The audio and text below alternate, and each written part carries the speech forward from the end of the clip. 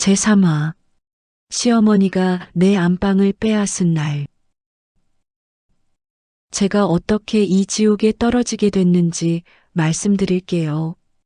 바로 6개월 전 시어머니가 우리 집으로 오신 그날의 이야기입니다. 그날은 토요일이었어요. 남편 도현 씨가 아침 일찍 시댁으로 갔죠. 시아버지를 요양원에 모신 지 일주일째 되던 날이었어요. 저는 집에서 청소를 하고 있었어요. 점심때쯤 남편에게서 전화가 왔습니다. 여보, 엄마가 우리 집으로 가시겠대. 저는 순간 말문이 막혔어요.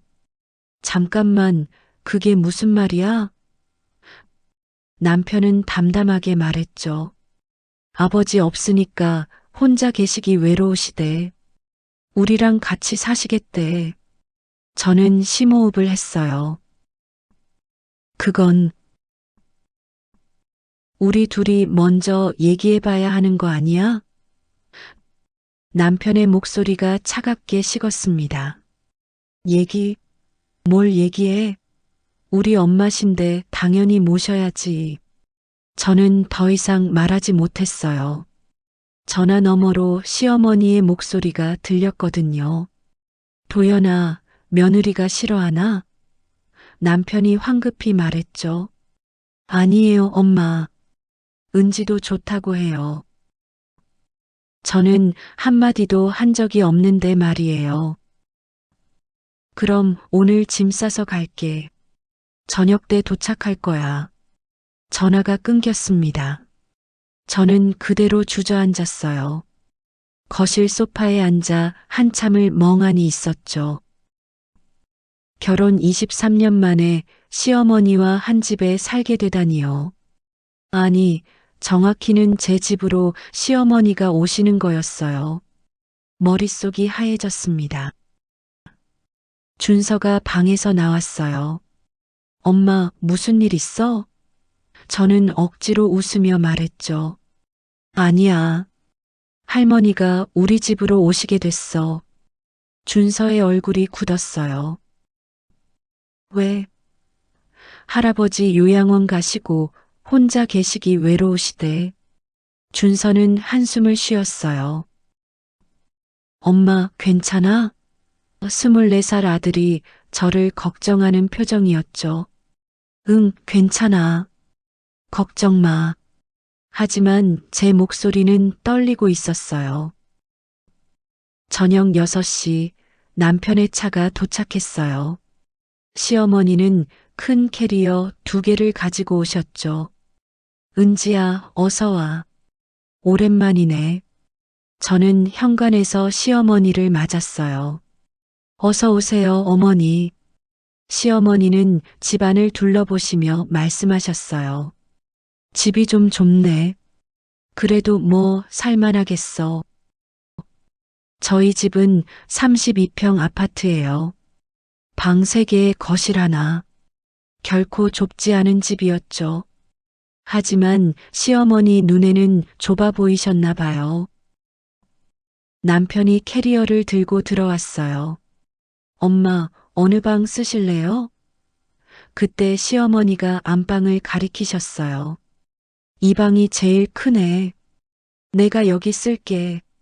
저는 깜짝 놀랐어요. 어머니, 그건 저희가 쓰는 방인데요. 시어머니는 제 얼굴을 빤히 보셨죠. 그래. 근데 늙은이가 편해야지. 은지 너는 점잖니? 작은 방 써도 괜찮잖아. 저는 남편을 봤어요. 남편은 제 눈을 피했습니다. 엄마 말씀이 맞아. 우리는 작은 방 써도 돼. 여보. 저는 다급하게 남편을 불렀어요. 하지만 남편은 이미 시어머니의 짐을 안방으로 옮기고 있었죠. 시어머니가 만족스러운 표정으로 안방을 둘러보셨어요. 그래, 이 정도면 괜찮겠어. 침대도 좋고. 제가 23년 동안 쓰던 침대였어요. 제가 아끼던 화장대도 있었고요. 저는 그날 밤 남편과 처음으로 크게 싸웠어요. 아이들이 다 자고 난 후였죠. 당신 대체 뭐 하는 거예요? 내 동의도 없이 어떻게 그럴 수 있어? 남편은 피곤한 표정으로 말했어요. 당신은 뭐가 문제야? 우리 엄마신데 당연히 모셔야지. 모시는 건 좋아요. 근데 왜 우리 방을 들여야 해요? 남편이 목소리를 높였어요. 엄마가 늙으셨잖아. 큰 방이 편하시다잖아. 그럼 우리는요? 우리는 아이들 방으로 가라고요? 임시로 그렇게 하자. 나중에 생각해보고. 저는 허탈하게 웃었어요. 나중은 언제예요? 시어머니가 언제까지 우리 집에 계실 건데요? 남편의 얼굴이 차갑게 굳었어요. 뭐, 우리 집? 여기 우리 집 맞잖아. 엄마도 우리 가족이고. 그건 그렇지만, 당신 지금 우리 엄마 내쫓자는 거야? 저는 말문이 막혔어요. 그런 뜻이 아니었거든요. 하지만 남편은 듣지 않았어요. 나 오늘 피곤해. 자자. 남편은 등을 돌렸습니다. 그날 밤 저는 아이들이 쓰던 작은 방에서 잤어요. 2층 침대가 있는 그 좁은 방이었죠. 남편은 제 옆에 누웠지만 등을 돌리고 있었어요. 저는 천장을 바라보며 눈물을 흘렸습니다. 소리 내지 않으려고 이불로 입을 막았죠. 다음 날 아침 시어머니는 6시에 일어나셨어요. 거실로 나와 TV를 켜셨죠. 소리가 컸어요. 저는 잠에서 깼습니다. 6시 30분, 저는 부엌으로 나가 아침을 준비했어요. 시어머니가 말씀하셨어요. 은지야, 나는 아침에 미역국 먹어야 해. 속이 편하거든. 저는 냉장고를 열었어요. 미역이 없었죠. 어머니, 미역이 없는데 오늘은 된장국 드시면 안 될까요?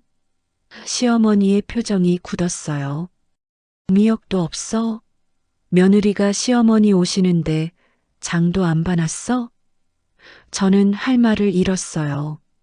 시어머니가 오신다는 걸 어제 알았는데 어떻게 미리 장을 봐요? 죄송해요. 제가 잠깐 마트 다녀올게요. 저는 급하게 옷을 입고 마트에 다녀왔어요. 새벽 7시에 문을 여는 마트까지 뛰어갔죠. 미역을 사서 돌아와 후다닥 국을 끓였어요. 시어머니는 한술 드시고 말씀하셨어요. 짜네. 소금을 너무 많이 넣었어. 저는 제가 먹어봤어요. 간이 딱 적당했죠. 하지만 저는 말하지 않았어요. 죄송해요. 다음부터 조심할게요. 그렇게 시어머니와의 첫 아침이 시작됐습니다. 남편은 7시 30분에 출근했어요. 아이들도 학교에 갔죠. 저는 시어머니와 단둘이 남았어요. 은지야, 청소는 매일 해? 시어머니가 물으셨어요. 네, 매일 하고 있어요.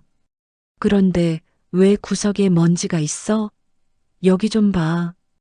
시어머니는 손가락으로 선반을 문지르셨죠. 먼지가 묻었어요. 죄송해요. 제가 꼼꼼하게 다시 할게요. 저는 다시 청소를 시작했습니다. 점심때가 되었어요. 은지야, 점심은 뭐 해?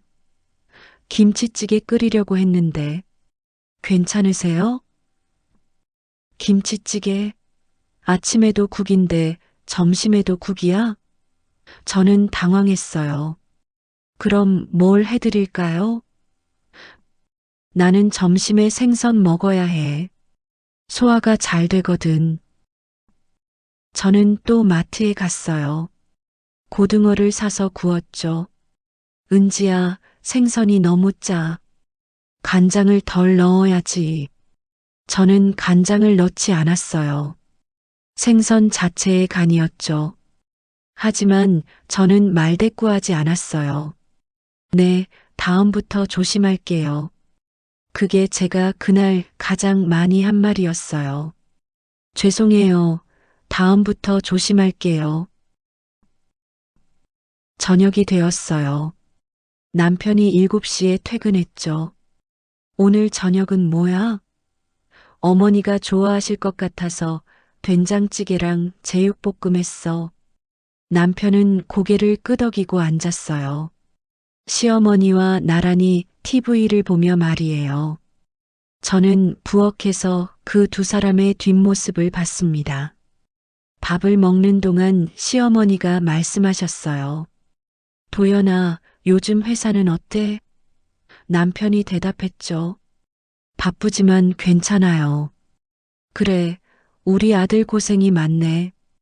은지야, 도연이 고기 좀 더 줘. 저는 남편 앞에 고기를 더 놓았어요. 엄마, 충분해요. 남편은 제 눈을 마주치지 않았어요. 저녁을 먹고 설거지를 하는데 남편이 말했어요. 나 회사 일 있어서 서재에서 좀 있을게. 8시였어요. 저는 거실에서 시어머니와 단둘이 남았죠. 시어머니는 TV를 보셨고 저는 빨래를 개고 있었어요.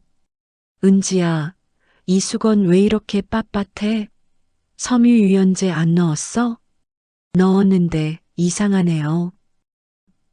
제가 다시 빨아볼게요.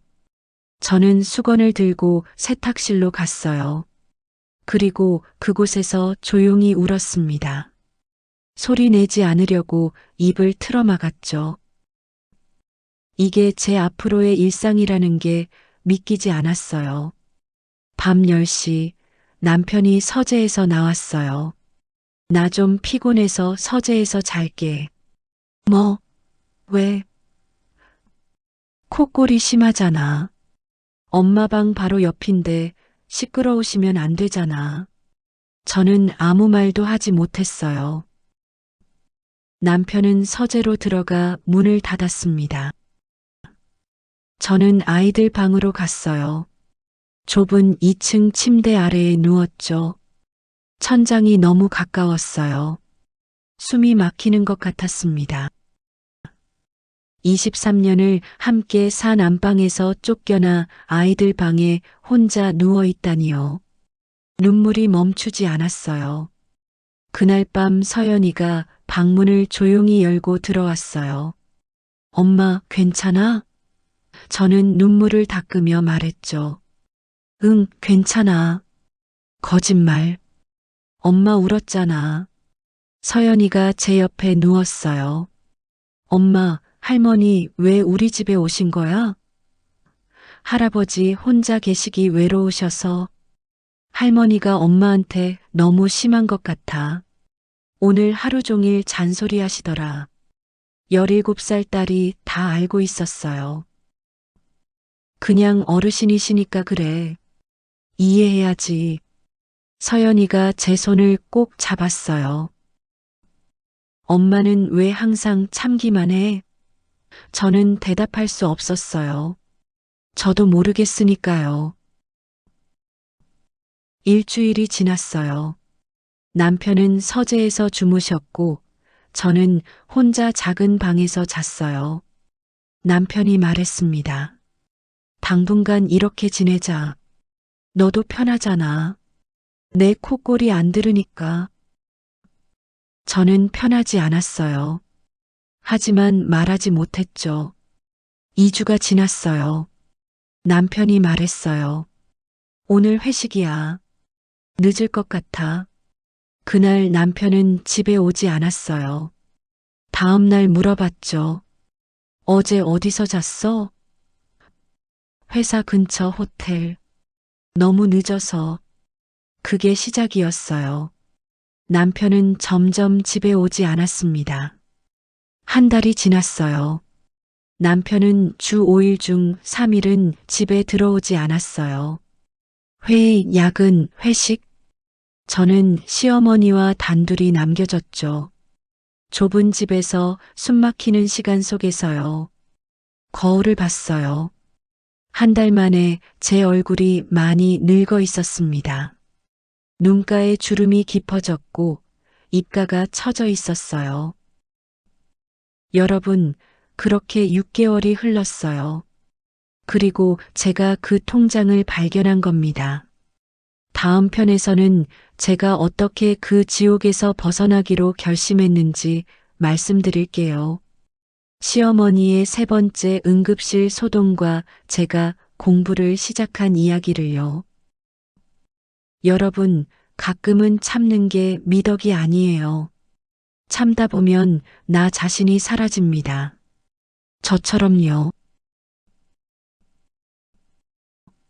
다음 이야기 제3화 시어머니의 119 콜 그리고 제 결심